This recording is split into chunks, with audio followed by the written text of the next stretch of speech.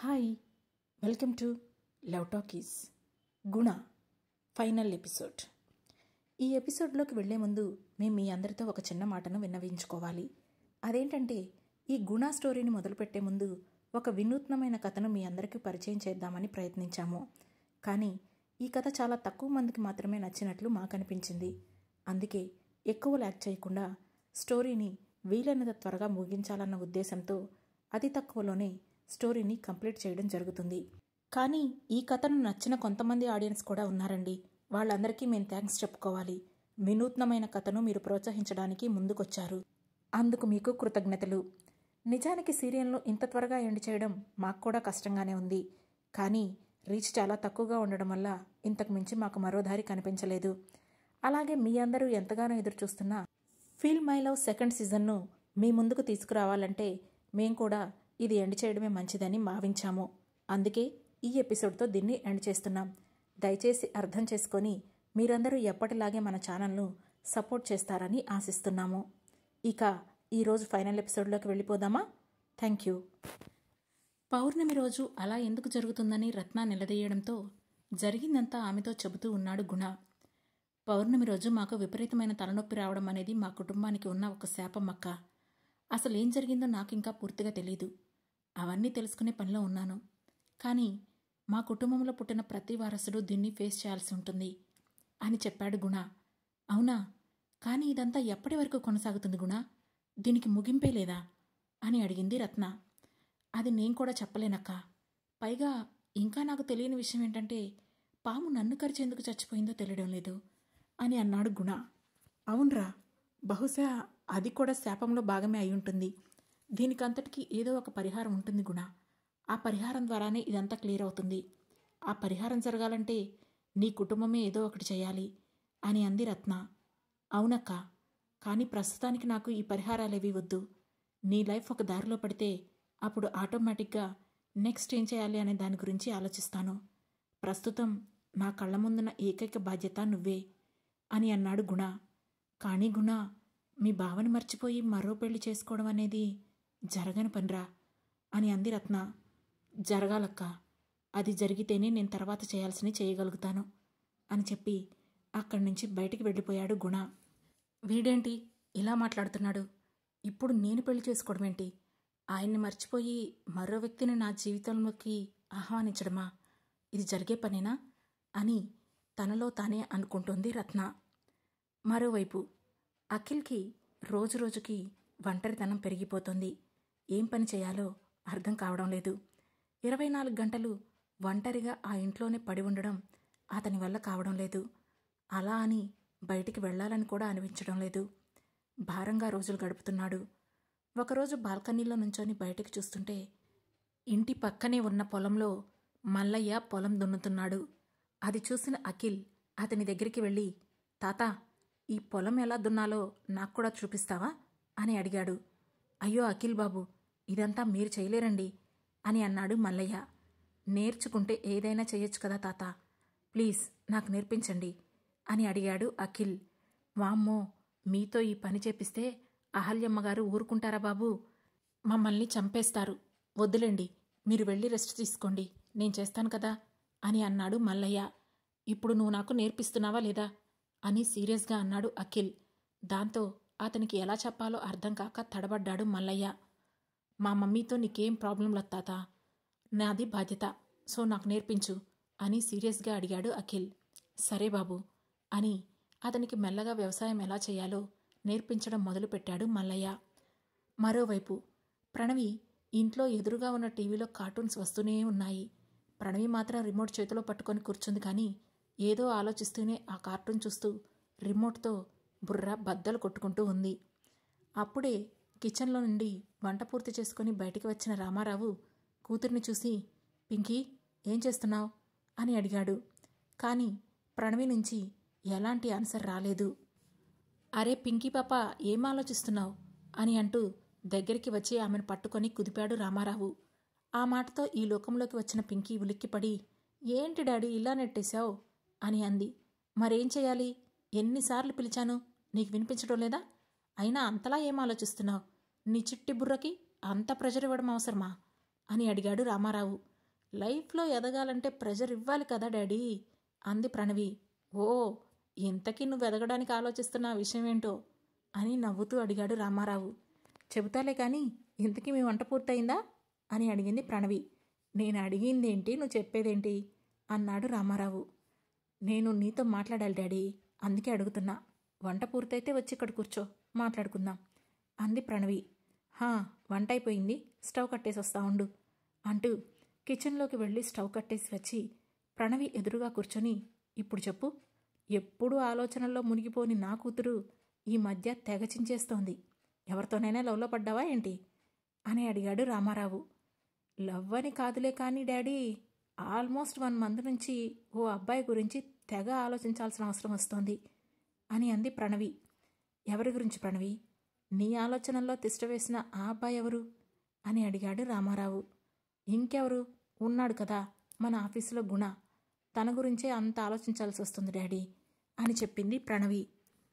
ఆ మాటతో రామారావు షాక్ అవుతూ, తన గురించి నీ ఆలోచన ఏంటి పింకీ అని అడిగాడు. అవును డాడీ, తను ఒక డిఫరెంట్ క్యారెక్టర్. ఫస్ట్ టైం నేను తనని మన ఆఫీసులో చూడలేదు. బయట రోడ్డు మీద రౌడీయిజం చేస్తుంటే చూశాను. తను ఒక పెద్ద రౌడీ తెలుసా. అలాంటిది సడన్గా మళ్ళీ మన ఆఫీస్ ఇంటర్వ్యూలో చూశాను. అసలు అతను అంత చదువుకుంటాడని నేను ఎక్స్పెక్ట్ చేయలేదు. ఈరోజు ఏకంగా బాస్ తనని CEO చైర్లో కూర్చో అంటున్నాడు. ఆ మనిషి కనిపించిన ప్రతిసారి ఒక కొత్త షేడ్ చూపిస్తున్నాడు డాడీ అని చెప్పింది ప్రణవి. ఆమె మాటలకు కాసేపు ఆలోచించిన రామారావు, చూడు ప్రణవి, తను ఆదిశంకర్ సార్ పెద్ద కొడుకు. నువ్వెక్కువగా తన గురించి ఆలోచించుకో, అనవసరంగా ఇబ్బంది పడతావు అని చెప్పాడు రామారావు. అంటే మీ ఉద్దేశం ఏంటి డాడీ, అతనిపై నేను ఇంట్రెస్ట్ చూపిస్తున్నానంటావా అని అడిగింది ప్రణవి. అఫ్కోర్స్ పింకీ, నువ్వు ఇన్ని సంవత్సరాల్లో ఏ అబ్బాయి గురించి కనీసం ఆలోచించలేదు, మాట్లాడలేదు. అలాంటిది ఇప్పుడు ఏకంగా 1 రోజుల నుంచి అతన్ని నీ ఆలోచనల్లో నింపుకున్నావు అంటే మెల్లగా అతను నీ మనసులోకి వస్తున్నాడేమో. కానీ ఒకటి గుర్తుంచుకో, మనం ఆ కుటుంబానికి ఎంత దూరంగా ఉంటే అంత మంచిది. నీ మనసులో అతనిపై ఏదైనా ఆలోచన ఉంటే ఇప్పుడే పక్కకు పెట్టేశాయి. ఆ తర్వాత నువ్వు బాధపడకూడదని ఇలా చెబుతున్నాను. ఆ తర్వాత నీ ఇష్టం అని చెప్పి అక్కడి నుంచి వెళ్ళిపోయాడు రామారావు. ఇదేంటి డాడీ ఇలా వార్నింగ్ ఇచ్చినట్లు చెబుతున్నారు? నేను మరీ అంత ఎక్కువగా తన గురించి ఆలోచిస్తున్నానా? అంటే ఏంటి, తనంటే నాకు ఇష్టమా? నోనో, డాడీ ఆ ఫ్యామిలీతో ప్రాబ్లం అంటున్నారు. అంటే ఖచ్చితంగా నేను వాళ్ళ గురించి ఆలోచించకపోవడమే మంచిది అని అనుకున్న ప్రణవి ఇక అక్కడితో గుణ ఆలోచనలను వదిలేయాలని గట్టిగా ఫిక్స్ అయింది. మరోవైపు గీత ఫ్రీ అయ్యాక ఆదిశంకర్కి కాల్ చేసింది. ఆ కాల్ కోసమే వెయిట్ చేస్తున్న ఆదిశంకర్ వెంటనే హుషారుగా ఫోన్ లిఫ్ట్ చేసి, హలో గీత అని అన్నాడు. చెప్పండి అని ముక్తసరిగా అంది గీత. ఈరోజు నీకు ఒక గుడ్ న్యూస్ చెప్పడానికి కాల్ చేశాను.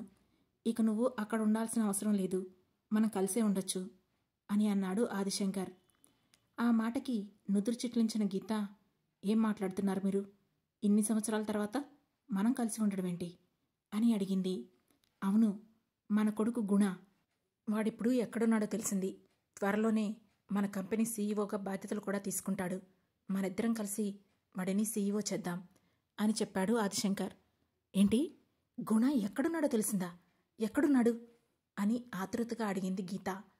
వాడిప్పుడు హైదరాబాద్లోనే ఉన్నాడు, మన కంపెనీలోనే జాబ్ చేస్తున్నాడు. త్వరలో CEO కూడా అవబోతున్నాడు అని ఆనందంగా చెప్పాడు ఆదిశంకర్. అవునా, నాకు ఒకసారి వాడి కాంటాక్ట్ నెంబర్ ఇస్తారా? నేను వాడితో మాట్లాడాలి అని ఆశగా అడిగింది గీత. ముందు నువ్వు నీ పనులన్నీ చక్కబెట్టుకొని త్వరగా రా, డైరెక్ట్గానే వాడిని కలవచ్చు అని చెప్పాడు ఆదిశంకర్. అయితే నేను ఇప్పుడే బయలుదేరుతాను అని చెప్పి వెంటనే అక్కడి నుంచి స్టార్ట్ అయ్యింది గీత. మరోవైపు అనుకున్నట్లే మరుసటి రోజు సాయంత్రం రత్నను చూసుకోవడానికి పెళ్లివాళ్ళొచ్చారు. ఇంట్లో గుణ, రత్న తప్ప ఎవరూ లేరు. వచ్చిన వ్యక్తి కూడా తన తండ్రితో కలిసి వచ్చాడు. అతని చేతిలో ఒక చిన్న పాప మాత్రమే ఉంది.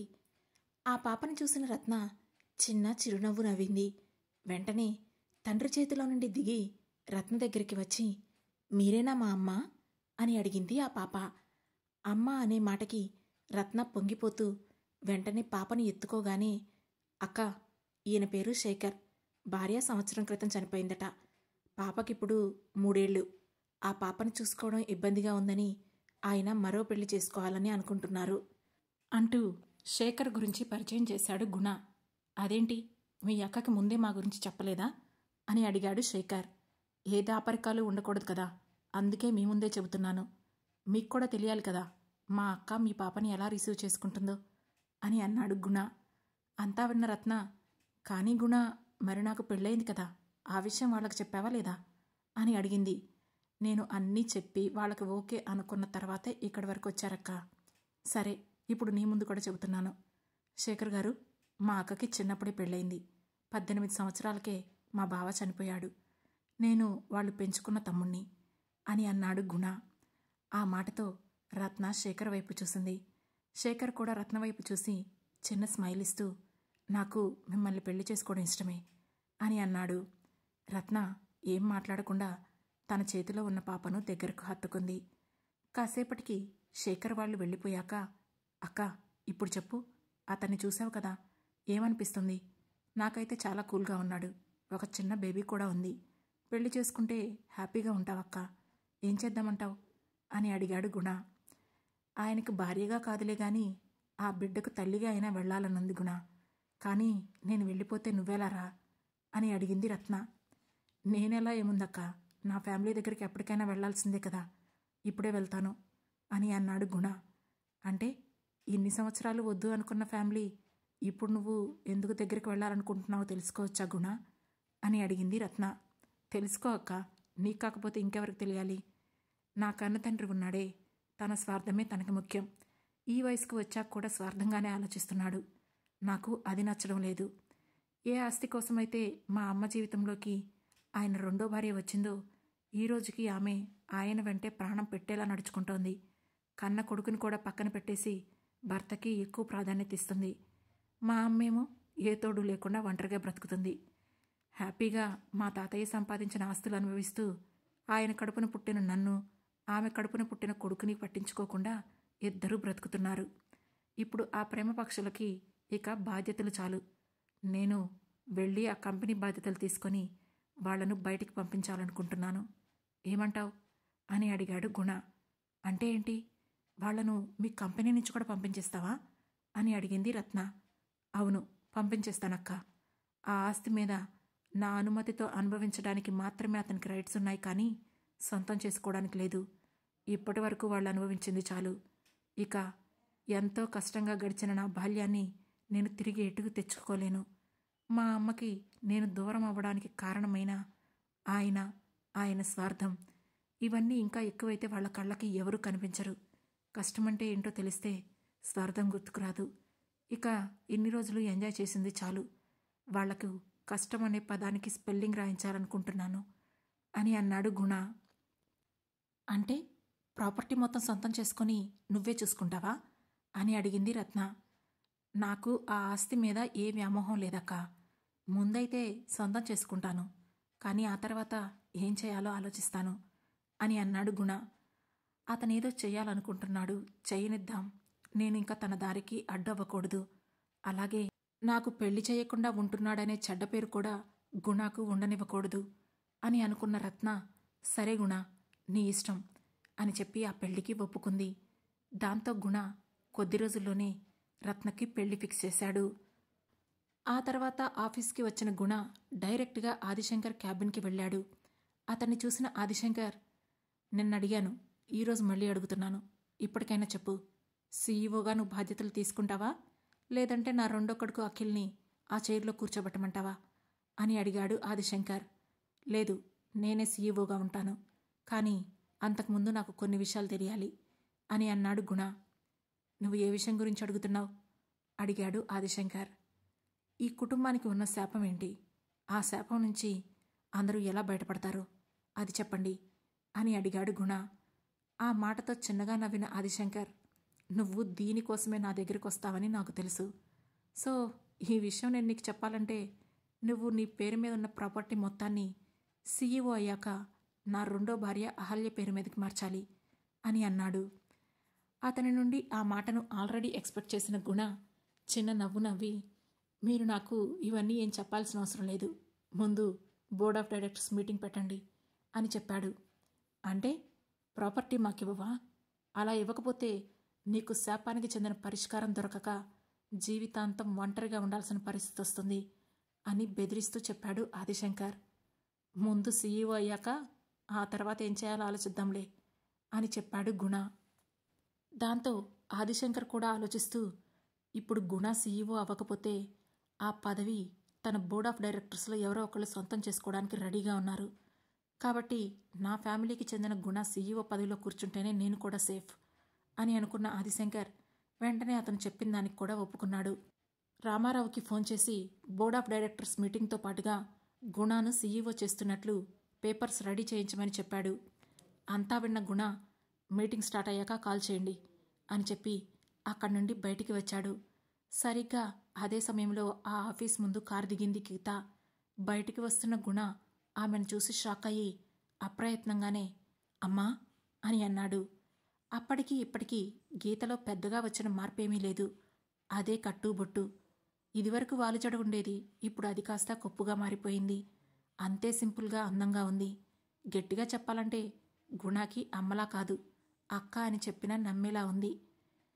కారు దిగిన గీత హడావుడిగా లోపలికి వస్తూ తనకు ఎదురైన కొడుకుని చూసి ఎన్ని సంవత్సరాలైనా సరే ఇట్టే గుర్తుపడుతూ కళ్ళ నిండుగా నీళ్లతో గుణా అని అంది. అమ్మా అని పిలిచాడు గుణ. నాన్న గుణ, నువ్వేనారా అంటూ వెంటనే అతన్ని హత్తుకొని ఏడ్చింది గీత. ఆమెను పొదివి పట్టుకొని పక్కనే ఉన్న వెయిటింగ్ హాల్ వైపు నడిపించాడు గుణ. కాసేపటికి గీత కాస్త తేరుకొని, నాన్న గుణ, ఇన్ని రోజులు ఏమయ్యావురా? ఈ అమ్మను వదిలి ఎక్కడికి వెళ్ళావు? నువ్వు లేకుంటే నేనెంత బాధపడతానో నీకు తెలీదా కన్నా అని అంటూ ఏడుస్తూనే ఉంది గీత. ఐఎమ్ సారీ అమ్మా, ప్లీజ్ నువ్వేడవకు, ఇక నిన్ను వదిలి నేనెక్కడికి వెళ్ళను అని అన్నాడు గుణ. నువ్వు వెళ్తానని చెప్పినా నేను నిన్ను వదలను అని అంటూ కొడుకుని సైడ్ హగ్ చేసుకొని అలాగే కూర్చుంది గీత. కాసేపటికి ఆమె బాధ కాస్త తీరగా తేరుకొని, ఇన్ని రోజులు ఎక్కడున్నావు గుణ? ఏం చేశావు? అసలు ఈ కంపెనీకి ఎలా వచ్చావు అని అడిగింది గీత. ఆ మాటతో తాను ఇంట్లో నుంచి బయటికి వచ్చినప్పటి నుంచి ముందు రోజు ఆదిశంకర్తో మాట్లాడిన మాటల వరకు అంతా క్లియర్గా ఆమెతో చెప్పేశాడు గుణ. అంతా విన్న గీత, ఈ మనిషి ఇంకెప్పటికీ మారడా గుణ? నాకు ఫోన్ చేసి ఇక మనం కలిసే ఉండాలి అంటున్నాడు. వద్దు నాన్న, ఆ మనిషి నీడ కూడా నీ మీద పట్టడానికి వీల్లేదు. ఆ పదవిని వాడిని వాడి బిడ్డనే చూసుకోనివ్వు, మనం ప్రశాంతంగా ఎక్కడైనా ఉందాం అని అంది గీత. అదేమీ ఆయన కష్టార్జితం కాదు మమ్మీ, అలా వదిలేయడానికి అని అన్నాడు గుణ.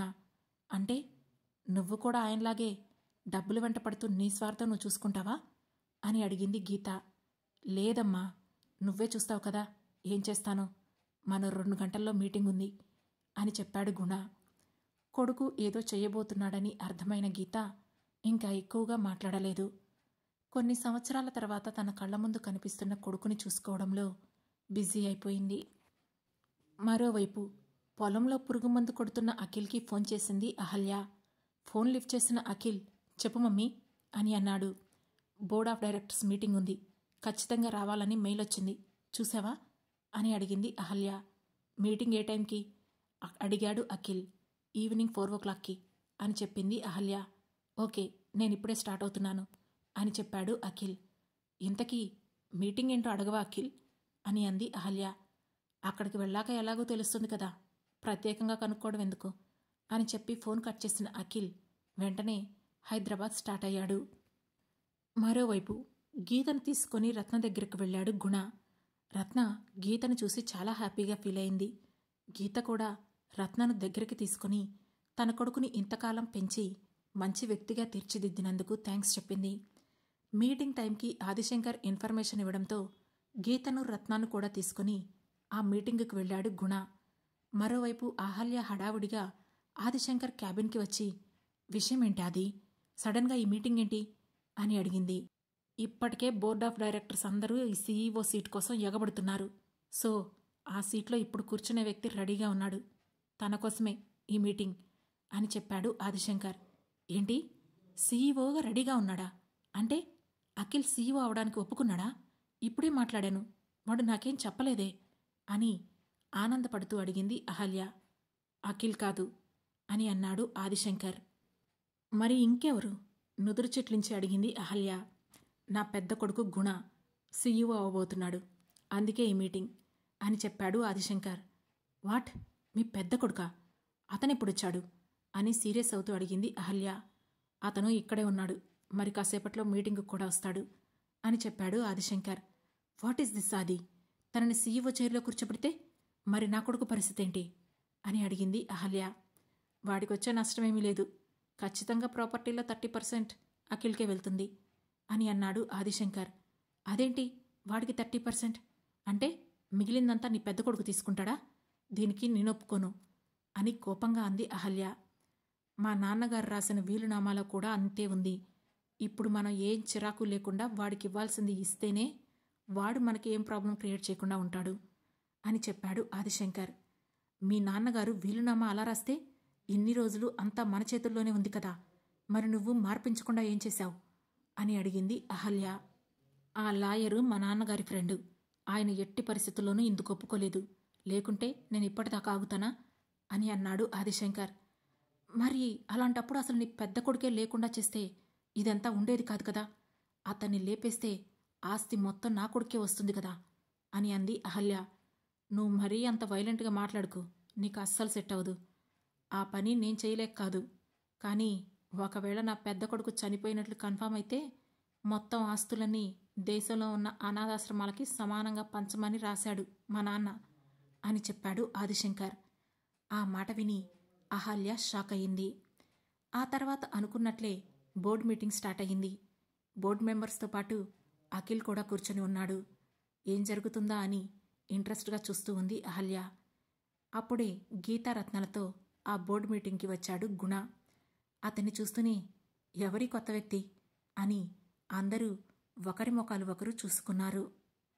అక్కడున్న ఆదిశంకర్, అహల్య, రామారావుకి మాత్రమే అతను గుణ అని అర్థమైంది. అక్కడ గీతను చూసి అహల్య కాస్త భయంగా తలదించుకుంది. కానీ గీత ఆమెను ఏమాత్రం పట్టించుకోకుండా పక్కనే రత్నని కూర్చోబెట్టుకుంది. అప్పుడు ఆదిశంకర్ లేచి ఇక్కడ కూర్చో గుణ అంటూ అతన్ని సీఈఓ చైర్లో కూర్చోబెట్టి తాను వెళ్ళి అఖిల్ పక్కన కూర్చున్నాడు. అది చూసి అక్కడున్న అందరూ షాక్ అయ్యారు. ఏంటిది మిస్టర్ ఆదిశంకర్, అతన్ని మీరు ఆ సీట్లో ఎందుకు కూర్చోబెట్టారు అని ఆవేశంగా అడిగాడు ఒక బోర్డు మెంబర్. తను గుణ, నా పెద్ద కొడుకు. మా నాన్నగారి వీలునామా ప్రకారం తనే సీఈఓగా బాధ్యతలు తీసుకోబోతున్నాడు అని చెప్పాడు ఆదిశంకర్. ఆ మాట విని అందరూ ఒకరితో ఒకరు గుసగుసలాడుకుంటూ ఉంటే అఖిల్ సూటిగా గుణాని చూశాడు. గుణ కూడా అందరినీ పరిశీలిస్తున్నాడు. నా పెద్ద కొడుకు గుణ, ఈ కంపెనీకి సీఈఓగా అనౌన్స్ చేస్తున్నాను. దీనిలో మీ ఎవరికైనా అభ్యంతరాలుంటే ఇప్పుడే చెప్పొచ్చు అని అన్నాడు ఆదిశంకర్. ఎప్పుడో వెళ్ళిపోయిన పిల్లాడు ఇప్పుడు తిరిగొచ్చి మీ పెద్ద కొడుకంటే మేమెలా ఒప్పుకుంటాం? అతన్ని మీ కొడుకే అనడానికి ఏదైనా ప్రూఫ్ ఉందా అని అడిగాడు ఒక బోర్డు మెంబర్. అఫ్కోర్స్, అతని కుడిభుజం మీద నాగముద్రిక ఉంటుంది. మా కుటుంబంలో పుట్టిన ప్రతి ఒక్కరికి అది ఉంటుంది. అతనే మా అబ్బాయి అనడానికి అదే సాక్ష్యం అని చెప్పాడు ఆదిశంకర్. దాంతో అందరూ అతన్ని అనుమానంగా చూస్తూ ఉంటే, ఏంటి ఇప్పుడు మీ అందరికీ నా షర్ట్ విప్పి నా ముద్ర చూపించి నిరూపించుకోవాలా ఏంటి అని అడిగాడు గుణ. దాంతో బోర్డు మెంబర్స్ ఎవరూ ఏం మాట్లాడలేదు. వెంటనే అహల్య మాట్లాడుతూ, అతను మీ కొడుకైనంత మాత్రాన ఇంత పెద్ద కంపెనీ గురించి ఏం తెలుసని తనని సీఈఓ చేస్తున్నారు అని అడిగింది. ఆ మాటతో ఆదిశంకర్ గుణ వైపు చూశాడు. నేను ఈ కంపెనీ స్థాపించిన పెద్ద ఆయనకి వారసుణ్ణి, అంతకు మించిన అర్హత ఇంకేదీ అవసరం లేదనుకుంటా అని అన్నాడు గుణ. కంపెనీ గురించి ఏం తెలియకుండా ఇలా సడన్గా వచ్చి పెత్తనం చేయాలని చూస్తే కంపెనీ నష్టాల్లోకి వెళ్తుంది. దానివల్ల ఎంతోమంది ఎంప్లాయీస్ రోడ్డున పడతారు. అది కూడా ఆలోచించాలిగా అంది అహల్య. అవన్నీ నేను చూసుకుంటాను, వాటి గురించి మీరేం టెన్షన్ పడకండి, నో ప్రాబ్లం అని అన్నాడు గుణ. ఆ మాటతో అహల్య ఇంకేమీ అనలేక సైలెంట్ అయిపోతే ఆదిశంకర్ అఖిల్ వైపు చూసి, నీ ఒపీనియన్ ఏంటి అఖిల్ అని అడిగాడు. అతన్ని సీఈఓ చేయడంలో నాకేం ప్రాబ్లం లేదు, నేను కూడా సపోర్ట్ చేస్తాను అని అన్నాడు అఖిల్. అదేంటి అఖిల్, ఆ పొజిషన్లో నువ్వు కూడా ఉండొచ్చు అని కంగారుగా అతన్ని అలర్ట్ చేస్తూ అంది అహల్య. అసలు నాకు ఈ కంపెనీలో షేర్స్ కూడా వద్దు. ఈ క్షణమే ఈ షేర్స్ అన్నింటినీ మిస్టర్ గుణ పేరు మీదకి ట్రాన్స్ఫర్ చేస్తాను. ఊర్లో ఉన్న ఆ పొలం ఇల్లు మాత్రం నాకిస్తే చాలు అని అంటూనే తన షేర్స్ అన్నింటినీ అప్పటికప్పుడు గుణాకి ట్రాన్స్ఫర్ చేస్తున్నట్లు మెయిల్ టైప్ చేసి అక్కడి నుంచి పైకి లేచి వెళ్లబోయాడు అఖిల్. అప్పటికే అతన్ని అంచనా వేసిన గుణ, 10 మినిట్స్ మిస్టర్ అఖిల్, అంతా పూర్తయ్యాక వెళ్ళొచ్చు, కూర్చోండి అని అన్నాడు. ఆ మాటతో అఖిల్ మళ్ళీ అక్కడే కూర్చున్నాడు. ఆ తర్వాత చకచకా అందరూ సైన్స్ చేసేయడంతో గుణ అప్పటికప్పుడు కంపెనీకి సీఈఓగా మారిపోయాడు. ఆ తర్వాత అందరి వైపు చూసిన గుణ, ఎప్పటిలాగే మా తాతయ్య పెట్టిన రూల్స్తోనే ఈ కంపెనీ ఇక ముందు కూడా నడుస్తుంది. ఈ క్షణం నుండి కంపెనీ పూర్తి బాధ్యత నాదే. Mr Adishankar and Mrs Adishankar, మీరు కూడా మీ షేర్స్ అన్నింటినీ ఈ కంపెనీకి రాసిచ్చి ఇక్కడి నుంచి వెళ్ళిపోవచ్చు. ఇక మీ సేవలు మా కంపెనీకి అవసరం లేదు అని అన్నాడు గుణ. వాట్? మేమెందుకివ్వాలి అని ఆశ్చర్యపోతూ అడిగింది అహల్య. ఎందుకంటే అవి మీ డబ్బులతో కొన్న షేర్స్ కాదు, జస్ట్ బోర్డు మెంబర్స్గా ఉండాలని మా తాతయ్య మీకిచ్చిన షేర్స్. సో మర్యాదగా వాటిని అక్కడ పెట్టేసి వెళ్తారా, లేదంటే పాత విషయాలన్నీ తవ్వి తీయమంటారా అని అడిగాడు గుణ. పాత విషయాలేంటి అని నుదురు చిట్లిస్తూ అడిగింది అహల్య. ఆదిశంకర్కి కూడా ఏమీ అర్థం కాలేదు. గుణ సీఈఓ అవుతాడు, తన ఆస్తుల వరకు తీసుకుంటాడని అనుకున్నాడు, కానీ ఇలా తమ షేర్స్ కూడా ఇవ్వమంటాడని అతను కూడా ఎక్స్పెక్ట్ చేయలేదు. ఇక పాత విషయాలు తవ్వి తీయడం అంటే అదేంటో కూడా అతనికి అర్థం కాక అయోమయంగా చూశాడు. అది చూసిన గుణ, ఏంటి ఇంకా అర్థం కావడం లేదా అని అంటూనే అహల్య వైపు చూసి, మా అమ్మా నాన్న విడిపోవడానికి నువ్వు చెయ్యాల్సినవన్నీ చేశావు, చెయ్యకూడనివి కూడా చేశావు. అంతేకాకుండా నన్ను ఇంట్లో నుంచి వెళ్ళిపోయేలా ఇన్ఫ్లుయెన్స్ చేశావు. పసివాడినని కూడా చూడకుండా నా మీద రౌడీలు అటాక్ చేసేలా ప్లాన్ చేశావు. వాటన్నింటికి నా దగ్గర సాక్ష్యాలున్నాయి. అవన్నీ బయట పెట్టకుండా ఉండాలంటే నీ మర్యాద పోకుండా నీకు నువ్వే షేర్స్ ఇచ్చేసి వెళ్ళిపోతే మంచిది. లేదంటే ఆ సాక్ష్యాలతో నిన్ను జైలుకి పంపించడం నాకు పెద్ద పని కాదు అని అన్నాడు గుణ. ఆ మాట విన్న అహల్య షాక్ అవుతుండగా, వాట్? తను నిన్ను చంపించడానికి చూసిందా? ఎప్పుడు? తను ఆ టైప్ కాదు అని అన్నాడు ఆదిశంకర్. నీకు కళ్ళు మూసుకుపోయి ఏమీ అర్థం కావడం లేదు. లేకపోతే ఏ రోజు ఇంట్లో నుంచి అడుగు బయటపట్టాను నేను ఆ రోజు చిన్న గొడవకే బయటికి వచ్చేశానా? ఎవరూ నన్ను బయటికి పంపించకుండానే అంత టైట్ సెక్యూరిటీని దాటుకొని ఇల్లు దాటి వస్తానా అని అడిగాడు గుణ. ఆ మాటతో ఆదిశంకర్ తల తిప్పి సీరియస్గా అహల్య వైపు చూసేసరికి తనను ఎక్కడ జైల్లో పెడతారోనని భయపడిన అహల్య కళ్లతోనే ఆ పని చేసినట్లు ఆదిశంకర్ దగ్గర ఒప్పుకుంది. దాంతో అతను కవర్ చేయడానికి ట్రై చేస్తూ, గుణ, తను నా మీద ప్రేమతోనే అలా చేసింది తప్ప దానివల్ల నీకేమీ సమస్య రాలేదు కదా. ఇప్పుడు నువ్వు బాగానే ఉన్నావు. ఇక మా షేర్స్ కూడా మేము నీకు ఇచ్చేస్తే మేమెలా బ్రతుకుతాం? షేర్స్ వదిలేసేయి అని అడిగాడు ఆదిశంకర్. నేనిప్పుడు బాగానే ఉన్నాను, కానీ నా బాల్యమంతా నా తల్లి లేకుండానే గడిచిపోయింది. నన్ను నా తల్లిని విడదీసి మమ్మల్ని ఇంత మానసిక క్షోభకు గురి చేసినందుకు, ఇన్ని సంవత్సరాలు మమ్మల్ని విడదీసినందుకు నేను మీకు వేస్తున్న శిక్ష ఇది. మీ షేర్స్ కంపెనీకి ఇచ్చేసి కట్టుబట్టలతో ఇక్కడి నుంచి మర్యాదగా బయటికి వెళ్ళండి. ఎక్కడ బతుకుతారో ఎలా బతుకుతారో అది మీ ఇష్టం. లేదంటే ఇప్పుడు కేసులు పెట్టించి మిమ్మల్ని జైల్లో పెట్టించడం నాకు క్షణంలో పని అని బెదిరిస్తూ అన్నాడు గుణ. ఆ మాటతో ఇక చేసేదేమీ లేక షేర్స్ అన్నింటినీ తనకే ఇచ్చేశారు ఆదిశంకర్, అహల్య. ఆ తర్వాత అఖిల్ అడిగిన పొలం, ఇల్లు మొత్తం అతనికి ఇచ్చేసిన గుణ తన తాతయ్య ఆస్తికి తానే స్వయంగా హక్కుదారుడిగా మారాడు. కంపెనీని చూసుకుంటూనే వచ్చే ప్రాఫిట్ మొత్తాన్ని ఆశ్రమాలకు వెళ్లేలాగా పేపర్స్ తయారు చేయించాడు. అతను కూడా కంపెనీలో ప్రాఫిట్ తీసుకోవడం కాకుండా నెల జీతగాడిగా వర్క్ చేయడానికి నిర్ణయించుకున్నాడు. ఆ తర్వాత రామారావుని, గీతాను కన్సల్ట్ చేసి తమ కుటుంబానికి ఉన్న శాప విముక్తి గురించి తెలుసుకోవడానికి ప్రయత్నించాడు. అందులో భాగంగానే ఆ కుటుంబానికి ఉన్న శాపానికి పూర్తి శాప విముక్తి లేదు, కానీ పెళ్లి చేసుకొని భార్యతో కలిసి నాగపూజ చేస్తే ఆ తర్వాత నుండి శాప విముక్తి కలుగుతుందని, మళ్లీ పుట్టబోయే సంతానానికి ఆ శాపం కంటిన్యూ అవుతుందని తెలుసుకున్నాడు గుణ. కానీ అతను దాని గురించి పెద్దగా పట్టించుకోలేదు. రత్నకి వెంటనే పెళ్లి చేసి పంపించేశాడు. ఆ తర్వాత పూర్తిగా కంపెనీని చూసుకోవడంలో బిజీ అయిపోయాడు గుణ. గీత తన వర్క్ చేసుకుంటూనే కొడుకుతో కలిసి ఉంటుంది.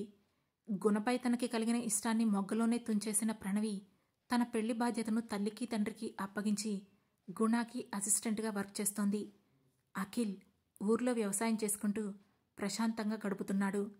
ఇక చేసిన తప్పులన్నింటికీ పరిహారంగా ఆదిశంకర్ అహల్య దిక్కుతోచని పరిస్థితుల్లో రోడ్డున పడ్డారు. ఇక ఈ కథ ఇంతటితో సమాప్తం. ఇప్పటి వరకు మీరు గుణ సీరియల్ను ఆదరించినందుకు కృతజ్ఞతలు. అతి త్వరలోనే మీ అందరికీ నచ్చిన ఫీల్ మై లవ్ సీజన్ 2ను స్టార్ట్ చేసుకోబోతున్నాం. So please stay tune to love talkies channel. మా ఈ కథలు మీకు నచ్చుతున్నట్లయితే వెంటనే మా లవ్ టాకీస్ ఛానల్ను సబ్స్క్రైబ్ చేసుకొని మా స్టోరీస్ని లైక్ చేసి, షేర్ చేసి, కామెంట్ చేసి, అలాగే హై పాయింట్స్ కూడా ఇచ్చి మమ్మల్ని సపోర్ట్ చేయండి. Thank you. Thanks for watching.